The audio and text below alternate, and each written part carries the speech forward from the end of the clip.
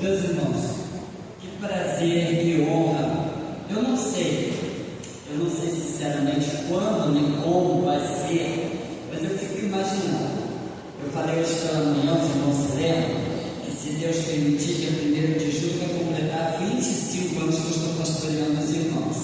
Como já tem mais de 35 anos que eu congrego com os irmãos, que eu sou membro, é só os irmãos fazerem as contas aí, tá bom? Eu fui batizado 19 de abril de 87, aqui nessa igreja. Então os irmãos façam a conta para ver se não tem mais de 35 anos. Eu fico imaginando quando o Senhor falar assim, ó, Dinei, terminou o ministério aqui. E aí eu fico imaginando como vai ser, aonde que eu vou congregar, porque eu não vou ficar congregando aqui, provavelmente com outro pastor, ou pastora, não sei, no início do ministério pastoral dele, ele precisa ter liberdade para trabalhar. E o pastor que passa tanto tempo aqui, né, ficar aqui parece que está vigiando, está acompanhando, está querendo orientar. Eu não quero ser esse obstáculo, né, para o novo obreiro. Mas eu falo para os irmãos, eu vou ter muita dificuldade de congregar em outra igreja. Eu não conheço outra igreja como minha igreja, só conheço essa. Eu nunca fui membro de nenhuma outra igreja, então eu não sei qual é essa realidade. Eu estava vendo os irmãos tocarem, cantarem com alegria, com consagração, com motivação, com compromisso. Hoje eu estava lendo, eu estou participando de um grupo de mentoria pastoral chamado 360 Graus. Esse grupo ele é liderado pelo pastor Érico Mendonça e ele é pastor da igreja memorial lá em Teresópolis. Tem pouquinho tempo que ele foi pastorear lá, ele estava antes pastoreando aqui a Igreja Batista Paulicéia. E nesse grupo, estava ouvindo lá uma conversa com os colegas pastores, e aí estavam falando sobre a Assembleia da Convenção Batista Brasileira, que aconteceu lá em Fortaleza, terminou domingo, hoje, oficialmente com o trabalho de evangelização, onde foi a última Assembleia. Mas a convenção termina os trabalhos no dia de hoje. Então, provavelmente, os irmãos que foram para Fortaleza começam a voltar hoje, né? Alguns já voltaram antes, né? Hoje, amanhã, começam a voltar. Mas eles estavam falando a respeito da luta, da dificuldade. Os irmãos que estão no grupo Jovens Conectados devem ter visto que eu compartilhei o link para assistir o culto da Juventude Batista Brasileira. Estava acontecendo ao vivo lá em Fortaleza. Mas os pastores, da uma só boca, os pastores batistas têm falado sobre a dificuldade, se não de todas, mas da maioria das igrejas batistas, em ter os seus jovens e adolescentes continuando a caminhada na igreja. O número de jovens e adolescentes nas igrejas batistas, na sua maioria, é um número muito pequeno em vista de anos anteriores, quando a maioria das igrejas eram formadas de jovens. Parece que esses jovens amadureceram, se tornaram idosos e continuam na igreja, mas não estamos conseguindo atrair os jovens. Aí eles começaram a falar, tem igreja que os jovens querem pintar a parede de preta. Aí ficou um debate para lá, para cá, e nada que acrescentava. Quando de repente alguém disse assim, o pastor muito feliz, ele disse assim, a cor da parede, cor é cor, é só questão de preferência. Tem gente que gosta de amarelo, de verde, de azul, de rosa, de vermelho, de roxo ou de preto. É só uma questão de cor. Mas o que vai atrair e o que vai manter o jovem na igreja é se essa igreja é cristocêntrica. Se Cristo é o centro da igreja, se a essência da igreja, tudo é feito para que Ele seja exaltado, para que Ele seja glorificado, para que Ele cresça, para que a gente diminua. Então é natural que nós tenhamos dificuldades. A realidade de quando eu era jovem na Igreja Batista é muito diferente do ser jovem hoje. Eu estava vendo o ministério tocar e cantar, e eu estava olhando ali o Enzo tocando a bateria. Ele tem poucos meses começou a estudar para tocar bateria. E eu estava ali glorificando a Deus e dizendo assim, Senhor, o Senhor nos deu o Enzo para ser uma bênção para a vida das pessoas nesse mundo. E ele está sendo uma bênção. Não é porque porque ele está tocando bateria, porque ele atua na mídia, porque ele faz teatro com os adolescentes. Não sei se vai fazer coreografia também, eu sei que tem um grupo aí que faz coreografia, mas independente disso, Deus nos deu o Enzo para ser uma bênção. E a dádiva que Deus nos concedeu de ter o Enzo faz com que a gente tenha uma alegria muito grande em declarar o nosso amor a Jesus. A propósito, hoje, você já falou para Jesus só essa frase, mas falou com verdade, com sinceridade, com emoção? Você já disse assim: Jesus, eu te amo. Jesus, eu te amo. Jesus, tu és a razão do meu viver, como o Rodrigo cantou. Você já fez isso hoje? Então faz isso agora. Mas não é porque eu estou pedindo. Faz isso agora. Se o Espírito Santo de Deus que já habita em você toca no seu coração, declara para Ele agora. Declara com a sua voz, declara com o seu pensamento, declara com a sua atitude. Diga para o Senhor Jesus agora: eu te amo, Jesus. Jesus, eu quero declarar que tu és o meu bem maior. Tu és o primeiro e único na minha vida. Não há nada e ninguém mais importante que o Senhor na minha vida. Declare seu amor para Jesus.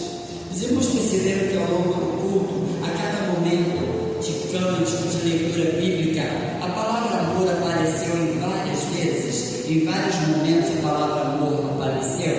Então hoje pela manhã, nós pensamos que nós estamos em busca de liberar o fluir do avivamento, através do aperfeiçoamento, do crescimento, do desenvolvimento, do relacionamento com Deus e com o próximo e com a igreja, o corpo de Cristo. Nós aprendemos para que esse liberar o fluir do avivamento, nós precisamos, além de tudo que os irmãos aprenderam em janeiro, nós precisamos começar com uma busca, subir de nível o nosso patamar na santidade, que é uma atitude, que é uma decisão, que é uma escolha. Eu quero ser mais consagrado, eu quero ser mais dedicado, eu quero ser mais envolvido com o Senhor, eu quero ter mais a presença do Senhor. Isso se chama busca para consagração, para intimidade com o Senhor. E agora à noite, a gente vai pensar um pouquinho que a gente também precisa aumentar um outro nível.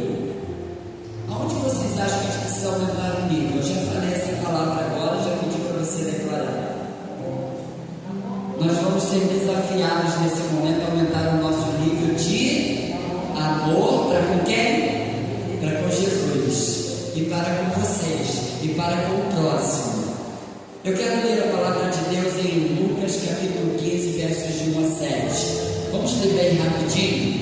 Os irmãos podem acompanhar. E chegaram-se a ele todos os publicanos e pecadores para o ouvir. E os fariseus e os escribas murmuravam, dizendo: este recebe pecadores e come com eles. E ele lhes propôs esta parábola, dizendo: que homem dentre vós, tendo 100 ovelhas e perdendo uma delas, não deixa no deserto as 99 e não vai após a perdida, até que venha a achá-la. E achando-a, a põe sobre os seus ombros, cheio de júbilo. E chegando à sua casa, convoca os amigos e vizinhos, dizendo-lhes: alegrai-vos comigo, porque já achei a minha ovelha perdida. Digo-vos que assim haverá alegria no céu por um pecador que se arrepende, mais do que por 99 justos que não necessitam de arrependimento. Louvado seja o nome do Senhor. Vamos orar mais uma vez? Pai, usa meus lábios, minha vida, meu testemunho, para que a palavra do Senhor seja intercalada em nossos corações, em nome de Jesus. Amém. Irmãos, o contexto desta parábola, os irmãos podem acompanhar, é uma crítica dos fariseus e também dos mestres, dos doutores da lei, às atitudes de Jesus no relacionamento que ele tinha com os pecadores. Deixa eu te dizer uma coisa, tome nota dessa frase: Jesus não odeia os pecadores. Jesus não quer andar longe nem afastado dos pecadores. Jesus quer estar perto dos pecadores. Jesus ama os pecadores, e eu sou um deles. Você também é? Você também é? Então receba, tome posse, declare: o amor de Jesus é incondicional para cada um de nós. Jesus não nos ama porque nós temos mais ou menos pecados. Jesus não nos ama porque nós somos maiores ou menores. Jesus nos ama incondicionalmente, do jeito que você é, do jeito que você está nessa noite. Jesus te ama, Jesus nos ama. Agora eu quero que os irmãos entendam o seguinte: quando a gente olha esse contexto todo, é importante a gente perceber o seguinte: lá no Oriente, e hoje ainda é assim, quando você convida uma pessoa para fazer uma refeição com você, isso é uma atitude de honra, de muita honra. E os irmãos vão perceber que o Senhor Jesus, quando Ele vai participar dessa refeição, Ele está participando porque para os orientais é como se fosse, digamos assim, uma oferta de paz, uma oferta de confiança, uma oferta de fraternidade e perdão. Em resumo, então, compartilhar a mesa significa compartilhar a vida. Então Jesus é convidado para estar à mesa com os publicanos e pecadores, porque Jesus deseja compartilhar a mesa, a fartura da mesa com os pecadores, com aqueles que não mereciam, mas que por amor e graça Jesus quer compartilhar. E é interessante a gente observar o fato de que a parábola ensina isso para a gente, que um nobre, ele poderia alimentar qualquer número de pessoas necessitadas de nível inferior, que era para a sociedade da época um sinal de generosidade, mas ele não comia junto com elas, ele colocava todos os necessitados numa mesa, servia, alimentava-os, mas ele não sentava à mesa. Você percebe qual é a intensidade do amor de Jesus para com a humanidade? Você percebe que Jesus agora ele senta à mesa juntamente com os publicanos, com os pecadores, com os necessitados. É por isso que os fariseus e os mestres da lei, eles estavam fazendo isso, dizendo que Jesus era também um pecador. E aí Jesus propôs para eles esta parábola. São 3 parábolas no capítulo 15. Eu poderia destacar qualquer uma delas. Poderia também encontrar outros textos bíblicos onde o amor de Jesus para os pecadores fica evidenciado. Como Jesus demonstra que o nível dele, que o padrão dele de amor para conosco é o padrão, é o nível que eu e você precisamos almejar, alcançar. Precisamos amar com a mesma intensidade. Precisamos amar no mesmo nível que o nosso Senhor. Nós não precisamos imaginar que Jesus quer nada menos do que isso. Ele quer o mesmo nível, o mesmo patamar. E aí, nessas parábolas, houveram vários ensinos. E eu só quero destacar os ensinos desta parábola da ovelha perdida. Por que o pastor deixa as 99 no aprisco ou no deserto, guardada, segura, e ele então vai em busca de uma única ovelha perdida? Naquele tempo, até hoje, os pastores têm esse hábito, e os trabalhadores dos pastores eram ensinados, eram instruídos a fazer da mesma forma. Se uma ovelha se perdesse, por amor àquela ovelha, por cuidado dessa ovelha, ele ia buscá-la. E é interessante observar, irmãos, que os trabalhadores do pastor, se ele perdesse uma ovelha, mesmo que ele achasse ela morta, destruída, despedaçada, só encontrasse um pedacinho da orelha, ele tinha que trazer, senão ele seria responsabilizado em indenizar o seu patrão da perda da ovelha. Então ele tinha que procurar a ovelha e trazer uma resposta para o seu patrão. E aí o Senhor Jesus traz para nós essa parábola da ovelha perdida, trazendo para a gente uma série de ensinos e ilustrações. Por que a ovelha precisava ser buscada? Por que era necessário ir à procura dessa ovelha? Porque a ovelha normalmente é um animal que não tem senso de direção. Outra coisa, a maioria dos animais tem dentes afiados, tem chifres, tem coice, tem patada, tem uma força de mandíbula, tem uma força de garras, mas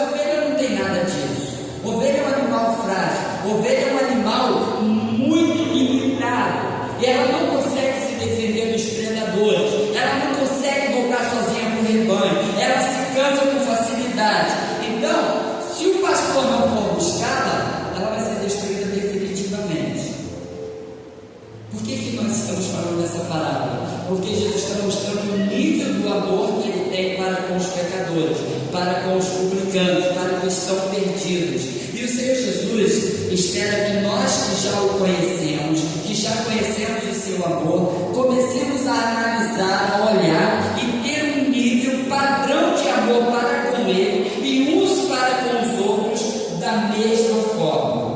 Irmãos, lá no Antigo Testamento, Deus é o pastor de Israel. No Novo Testamento, o Senhor Jesus, então agora Ele é o pastor de todos aqueles que reconhecem pela fé que Ele é o único Senhor e Salvador de suas vidas. Então, os irmãos estão entendendo a intensidade do amor de Jesus para as suas ovelhas através da parábola? Eu queria que o Enzo me ajudasse aí. Coloca para mim Mateus 9:36. Eu gostaria que só as vozes femininas lessem em voz alta. Mateus 9:36. Leiam, irmãs.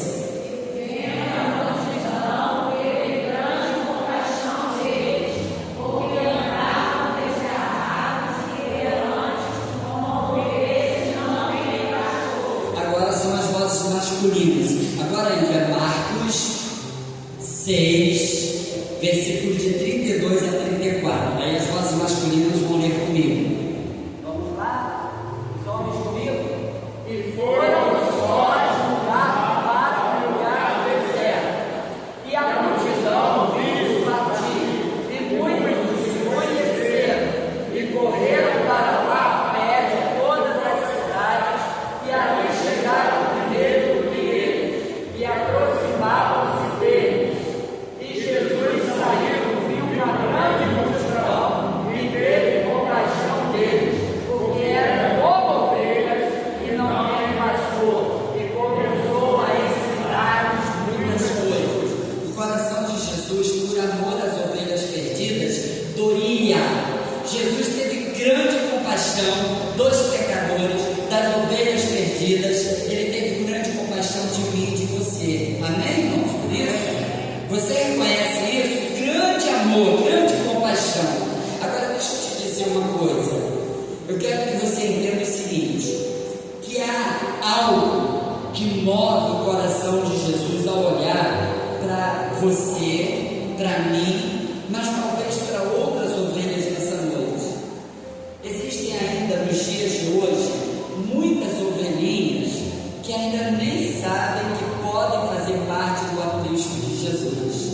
E Jesus ama essas ovelhas, e Ele ama tanto que Ele se sacrificou por elas também. Não foi só pelo aqueles que já se consertaram, que já reconheceram, já reconciliaram. Jesus morreu e entregou a sua vida também por essas outras ovelhas que estão batendo cabeça por esse mundo, sem direção, sem proteção, sem amor, sem paz, sem esperança.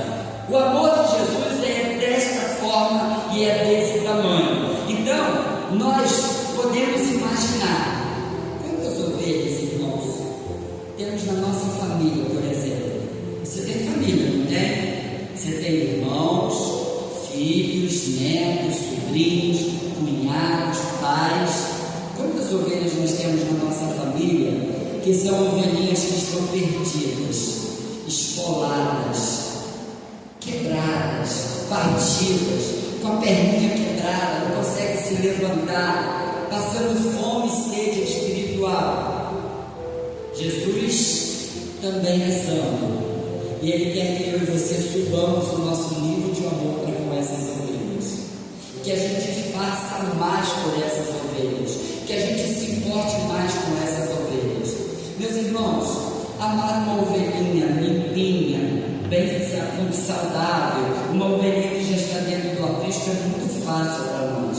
O difícil é amar essas ovelhinhas que estão perdidas pelos desertos dessa vida. Deixa eu dizer uma coisa para você que está nos visitando nessa noite. Se você ainda não entregou sua vida para Jesus, olha, você é uma dessas ovelhinhas. O Senhor Jesus, o bom pastor, está de braços abertos para te receber, para te abraçar. E Ele só está fazendo isso porque Ele te ama muito. Porque Ele não quer que você se perca, Ele não quer que você seja destruído, porque Ele é o verdadeiro pastor. É o pastor que não é só do templo, Ele é o pastor do templo, Ele é o pastor das famílias, Ele é o pastor do local que você trabalha, pastor do local que você visita, Ele é o pastor da sua casa, Ele é o pastor da sua rua, Ele é o pastor do seu bairro. Jesus quer ser o pastor de todas as ovelhas, mas nós precisamos fazer a nossa parte. E não somente isto, irmãos. Jesus quer não só ser o pastor de todas as ovelhas, mas Ele quer convidar a gente para participar da sua mesa, assim como Ele participou da mesa dos publicanos e dos pecadores. Ele convida a gente também a entrar com confiança na sala do trono. Você já fez isso alguma vez? Você já entrou com confiança na sala do trono? Entra na presença de Jesus. E a gente faz isso pela fé. A gente faz isso quando reconhece Jesus como o único Senhor e Salvador das nossas vidas. Eu quero avançar, meus irmãos, sabe por quê? Eu quero que você entenda que nessa parábola da ovelha perdida, Jesus está ensinando a essência do seu amor. Existem dois tipos de pecadores, irmãos. Existem dois tipos de ovelhas pecadoras. Existe aquela ovelha que ela quer ouvir Jesus falar, que ela quer ver Jesus operar na sua vida, que ela sente, que ela entende, que ela precisa da atuação de Jesus. Mas existem outras ovelhas, outros pecadores, que sabem que são pecadores, mas tanto faz, tanto fez, querem continuar da mesma forma, do mesmo jeito, não querem mudança, não querem socorro. Agora, preste atenção, hoje o Senhor quer acolher você, ainda que você se considere como se fosse um dos pecadores, ou como se fosse um dos fariseus, ou como se fosse um dos publicanos. Hoje o Senhor quer te acolher. Você quer ser acolhido por Jesus? Jesus está de braços abertos. Irmãos, o versículo 4 do texto que nós lemos diz que insistentemente o pastor vai à procura da sua ovelha. Por que ele é insistente, irmão Antônio? Você não imagina? É porque ele ama. Eu e a Elisângela falei sobre eu e ela hoje de manhã na mensagem. Agora à noite eu vou falar de novo. É mais fácil falar de mim e da minha família, não é verdade? Então, eu e a Elisângela começamos a namorar, e aí nós já tínhamos mais ou menos alguns meses, lembra, Gê? E nós terminamos o relacionamento. E aí depois que terminamos o relacionamento, olha para os irmãos terem ideia como é que é pouco tempo. Começamos a namorar em outubro, no dia do casamento do Wilson e da Uber.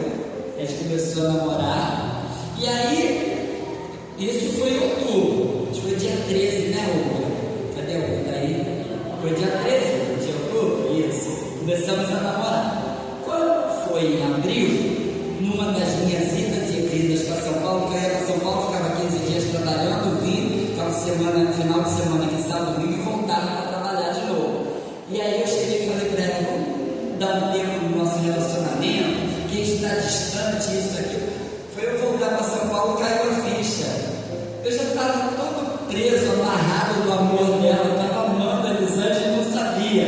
E aí? Agora eu terminei o relacionamento, irmãos, mas Deus me ensinou uma lição. 1 ano e 2 meses correndo atrás.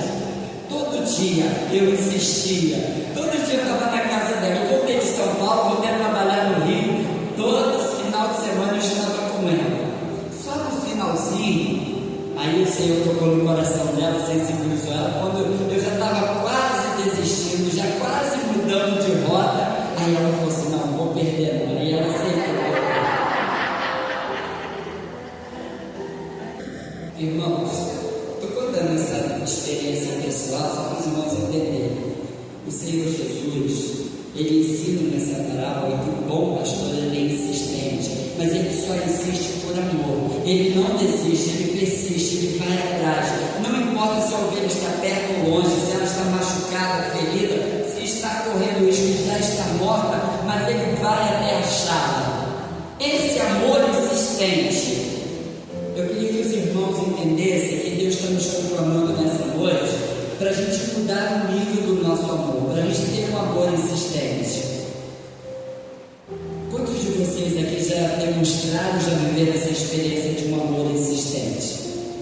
Isso é subir de nível no nosso sentimento. Olha, meus irmãos, se você, preste atenção, se você ainda não entendeu essa parábola,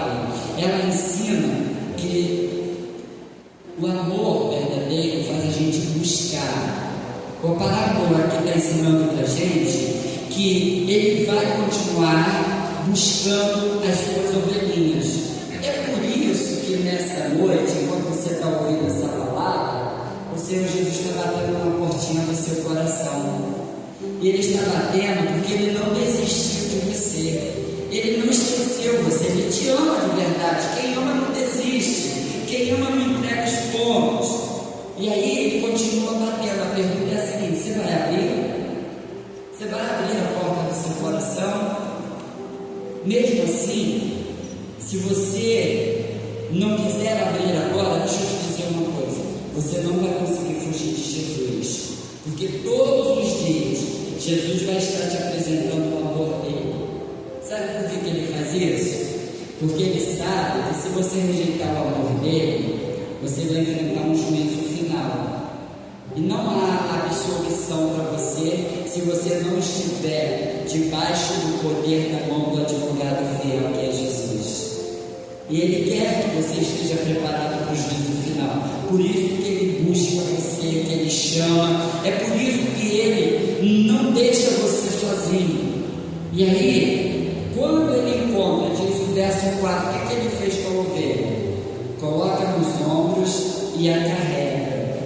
Você quer ser carregado por Jesus? Ele faz isso por amor.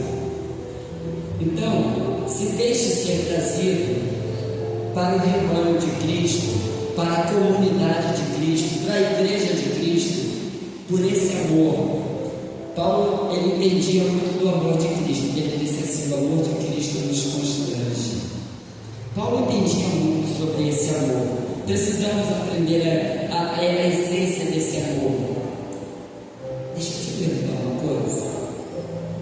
Você que está aqui nessa noite, que ainda não é membro dessa igreja, nem está como membro de nenhuma igreja, que ainda não tomou uma decisão de ser um discípulo de Cristo incondicionalmente, deixa eu te dizer isso. Pare de fugir. Pare de fugir. Pare de fugir. O bom pastor está indo à sua procura todo dia, em todo lugar, onde você passa, aonde você mora, no que você faz, Ele está te buscando. Então para de fugir. Volta para os braços dele, volta para casa, volta para o rebanho. Meus irmãos, o versículo 5 diz que o preço foi muito alto, o custo desse resgate. Jesus disse que o bom pastor carrega a ovelha nos ombros. O texto não fala, viu, Júnior, quantos quilômetros o bom pastor carrega a ovelha. Não diz qual é o peso da ovelha. Não diz qual é o cheiro da ovelha. Não diz qual é o estado daquela ovelha. Só diz que o pastor toma ela, fica contente e volta com ela nos ombros. Essa é a lição do custo do resgate, de carregar nos ombros. Isso foi custoso para o pastor, buscar e salvar. Meus irmãos, foi custoso para Jesus, o bom pastor, morrer, se entregar e ressuscitar no terceiro dia. Foi o alto preço que ele pagou. Isso foi por amor. Foi custoso para o rebanho. Imagine o rebanho ficar aguardando a volta da ovelha perdida. Meus irmãos, vocês conhecem ovelhas perdidas dessa igreja? Vocês conhecem? Não está sendo muito custoso para nós ficar esperando essas ovelhas voltarem? Às vezes é um filho seu, às vezes é um irmão seu, às vezes é um parente seu, um amigo seu, está fora do aprisco. Nós também sofremos, o rebanho também sofre. É custoso também, irmãos, para aqueles que estão se perdendo, estão desviados. Então, a mensagem é essa: Jesus já mostrou que te ama. Então, por amor, volta ao aprisco, volta para o bom pastor. Mas como o filho pródigo cai em si, reconhece que longe da casa do pai não tem esperança para você. Não foi isso que o filho pródigo fez? Eu vou voltar e vou dizer para o pai: pequei contra os céus e a terra, faze-me como um dos teus trabalhadores. Mas a surpresa dele é que esse amor incondicional do pai recebe ele com todas as honras de filho, tudo é restaurado na vida dele. Tudo é restaurado. Meus irmãos, terminando a nossa reflexão, versículo 7, do primeiro texto, Lucas 15, versículo 7, para a gente terminar que acabou o tempo. Digo-vos que assim haverá alegria no céu por um pecador que se arrepende, mais do que por 99 justos que não necessitam de arrependimento. A alegria do pastor é por quê? O objetivo foi alcançado. Ele não saiu em busca da ovelha perdida, ele não achou, não a trouxe dos ombros. A alegria também do rebanho. Meus irmãos, não há festa aqui nessa igreja quando uma pessoa se arrepende, se entrega para Jesus. Nas outras igrejas também não tem. Qualquer que seja o nome, a denominação, não há alegria por pecadores que se arrependem. Essa é a mensagem que a gente quer deixar. Isso é por amor. A alegria da comunidade, a alegria do local. Irmãos, quando a ovelha é encontrada e ela volta para o aprisco, a gente só tem uma coisa a fazer, pastor: tem que fazer festa. Deixa eu falar uma coisa para os irmãos. Eu estou lendo um livro que fala assim: como é uma igreja saudável. Como é uma igreja saudável? Nesse texto, eu li uma frase ali que me marcou. Uma igreja saudável, ela recebe bem as ovelhas perdidas, ela recebe com alegria, ela recebe com festa, ela recebe com celebração. Hoje, na hora da apresentação dos convidados, tinha alegria aqui na apresentadora, mas eu vou falar para os irmãos com sinceridade, parece que não tinha alegria dos outros não, porque eu não vi ninguém se levantar voluntariamente e sair cumprimentando os visitantes, mesmo que já seja da 15ª, 8ª, 9ª vez que vem à igreja. Igreja saudável, a gente não precisa mandar os membros se levantar para dar uma saudação ao visitante. Igreja saudável, a gente não precisa falar para o recepcionista ficar de pé, receber com um aperto de mão, um sorriso, talvez um abraço, um convidado que entra na igreja. Mas só faz isso quem aumenta o nível de amor por Jesus e para com o próximo. Eu não sei se você está entendendo a essência dessa palavra, mas de tudo que eu falei até agora, o objetivo é só esse.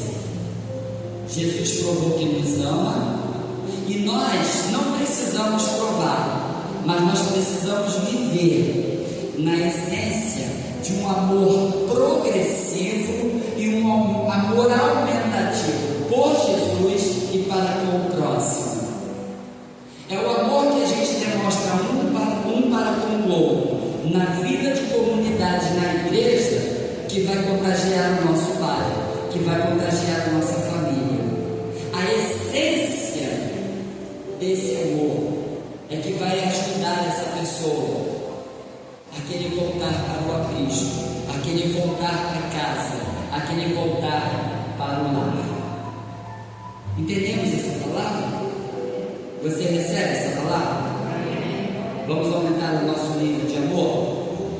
Vamos aumentar de forma prática, de forma incisiva? Que Deus nos abençoe. Que Jesus nos ajude a aumentar o nível de amor todos os dias por Ele e para com o próximo. Nós vamos orar, concluindo essa palavra, encerrando o nosso culto. Mas eu quero agradecer de coração a cada irmão, cada irmã, cada convidado que está aqui nessa noite. E não poderia deixar passar a oportunidade. Você entendeu que Jesus te ama, do jeito que você é, do jeito que você está? Tem alguém aqui que ainda está fora do aprisco, está longe do bom pastor, e que nessa noite entende assim: essa palavra foi para mim, Jesus falou comigo, Jesus usou a boca do pastor, usou o texto bíblico, usou a ideia do sermão para falar comigo. Tem alguma ovelhinha perdida? Não precisa falar porque está perdida ou está longe do aprisco, que quer voltar para o aprisco, Quer voltar para os braços, para o ombro do bom pastor nessa noite? Se tiver uma só ovelhinha, onde você estiver aqui nesse tempo, levanta a sua mão que eu vou orar junto com a igreja e nós vamos confirmar essa decisão diante dos céus e da terra. Tem alguém? Levante a sua mão. Uma ovelhinha quer voltar ao aprisco. Talvez você esteja machucada, esfolada, ferida, a vida te machucou, as escolhas da vida te sujaram, talvez o cheiro não seja agradável, talvez você sinta até vergonha, mas o bom pastor quer tomar você nos braços e carregar você no ombro dele. Você quer? Então levanta a sua mão assim, faz assim, aleluia, glória a Deus. Tem outra ovelhinha aqui nessa noite que quer levantar a sua mão e dizer: Jesus, eu quero voltar para os seus braços. Eu não sei o que o Senhor vai tirar de mim, quanto o Senhor vai me arrancar os carrapichos, nem sei se vai doer,